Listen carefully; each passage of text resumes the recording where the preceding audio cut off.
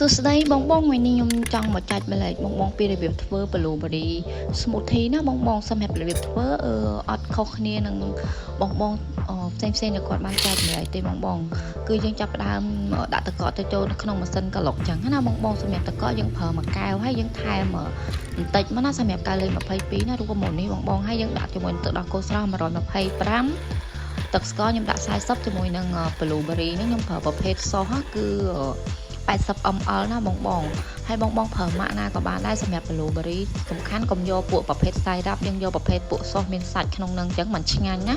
បន្ទាប់ពីខ្ញុំក្លុកវាចូលគ្នាម៉ត់អស់ហើយខ្ញុំចាប់ផ្ដើមមកhighlight កែវម្ដងណាបងគឺបើបងមានទឹក blueberry ខាប់បែបហ្នឹងបង highlight មកកាន់តែតាក់ទាញបន្ថែមទៀតអញ្ចឹងណាបន្ទាប់មកគឺយើងដាក់ជាមួយនឹងទឹក blueberry ក្លុកឲ្យយើងក្លុកមិញហ្នឹងទៅជាការស្រេចសម្រាប់បងដែលគាត់មានគ្រីមណាបង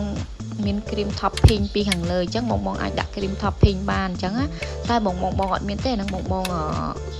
អត់ចាំបាច់ដាក់ក៏បានដែរបងគ្រាន់តែយើងដាក់ blueberry យើងឲ្យរៀងកំពុងស្អាតតិចមកបន្ទាប់មកបងរោយជាមួយនឹង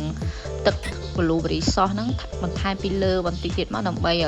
ឲ្យមើលទៅការដេករបស់យើងហ្នឹងកាន់តែតាក់ទាញគួរចង់ញ៉ាំអញ្ចឹងណាបងនិយាយទៅរបៀបធ្វើនេះគឺវាងាយស្រួលទេសម្រាប់បងថ្មីគាត់អាចធ្វើបានដែរអញ្ចឹងណា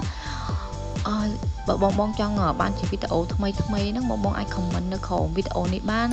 ហើយបងកុំភ្លេចជួយ like និង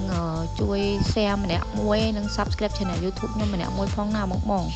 អរគុណច្រើនបងសម្រាប់ការទស្សនាវីដេអូបាយ